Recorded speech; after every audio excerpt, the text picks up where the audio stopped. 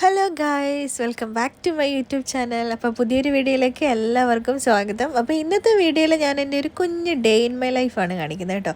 അപ്പോൾ day in my life എന്നൊക്കെ വിചാരിക്കുമ്പോൾ നിങ്ങൾ വിചാരിക്കും ഇന്ന് രാവിലെ എണീറ്റത് മുതൽ രാത്രി ഉറങ്ങണ വരെയുള്ള സംഭവങ്ങൾ കാണുമെന്ന്.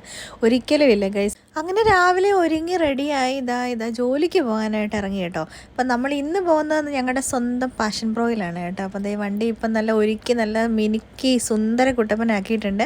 അപ്പോൾ അതിലാണ് ഞങ്ങളുടെ ഇന്നത്തെ യാത്ര. അപ്പോൾ ഹെൽമെറ്റൊക്കെ എടുത്ത് ഇറങ്ങിയിട്ടുണ്ട്. അപ്പോൾ നമ്മുടെ ഇവിടുത്തെ ഒരു പ്രഭാതം കണ്ടോ, എന്ത് രസമല്ലേ.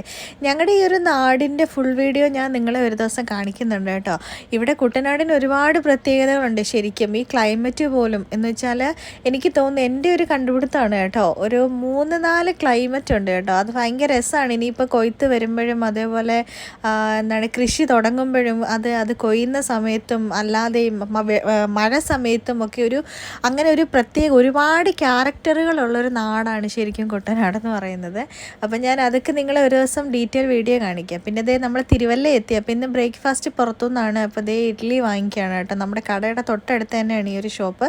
ഇവിടെ നമ്മൾ ഇഡ്ഡലി സാമ്പാറൊക്കെ അങ്ങനെ ചില ദിവസങ്ങളിലൊക്കെ രാവിലെ പുറത്തുനിന്ന് കഴിക്കും. അങ്ങനെ വാങ്ങി ഇനിയിപ്പോൾ നേരെ ഷോപ്പിലോട്ട് പോകണം കേട്ടോ. അങ്ങനെ ഞങ്ങൾ ഷോപ്പിലെത്തി കേട്ടോ. ഇനിയിപ്പോൾ ജോലിക്ക് കയറട്ടെ. നമുക്കിനി രാത്രി ഇത് കഴിഞ്ഞിട്ട് കാണാം.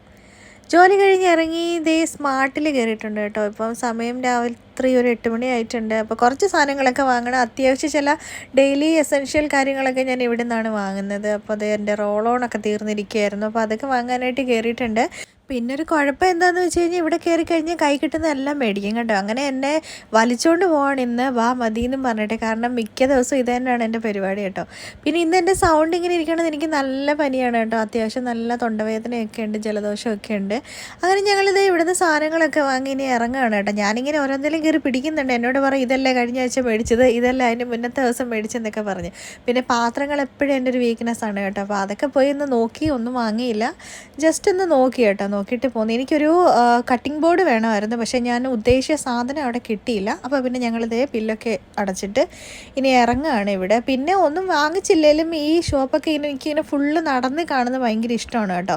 അതിപ്പം ഇങ്ങനത്തെ ഒരു സൂപ്പർ മാർക്കറ്റ് എന്നല്ല, ഇപ്പോൾ ഒരു ജ്വല്ലറി ഷോപ്പാണെങ്കിലും ടെക്സ്റ്റൈൽ ആണെങ്കിലും ഒന്നും വാങ്ങിയില്ലെങ്കിലും എനിക്കിങ്ങനെ എല്ലാം പോയി കാണണം. അതെനിക്ക് ഭയങ്കര ഇഷ്ടമുള്ളൊരു കാര്യമാണ്.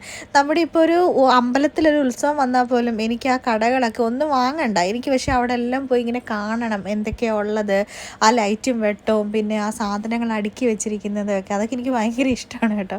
പിന്നെ ഞങ്ങളിത് അവിടെ നിന്ന് ഇറങ്ങി ഇനി നേരെ വീട്ടിലോട്ട് പോവാണേ.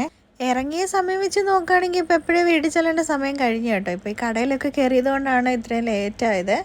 അപ്പോൾ ഞങ്ങളിനി വീട്ടിലേക്ക് പോവാണ്. പിന്നെ ഈ ഇറങ്ങുന്ന സമയത്ത് സത്യം പറയാമല്ലോ, ഈ ഒരു 9 മണി ആകുമ്പോഴേക്കും ഇവിടെ ഫുൾ ഇങ്ങനത്തെ തടി ലോറികളാണ്. നമ്മൾ പോണ വഴിക്കെല്ലാം ഇങ്ങനെ മാല പോലെ കാണും. ഒരെണ്ണമൊന്നും അല്ല കേട്ടോ, ഒരുപാട് കാണും. അങ്ങനെ ഞങ്ങളിത് വീടിൻ്റെ ഭാഗത്തെത്തി കേട്ടോ. ഈ ഒരു പാലമില്ലേ, ഇതിനെ ഞാൻ വിളിക്കുന്നത് വീഗാലാൻഡ് എന്നാണ് കേട്ടോ. കാരണം അതുപോലെ റൈഡിൽ കയറുന്ന പോലെ ഇരിക്കും ഈ പാലത്തിൽ കയറി ഇറങ്ങുന്നത്.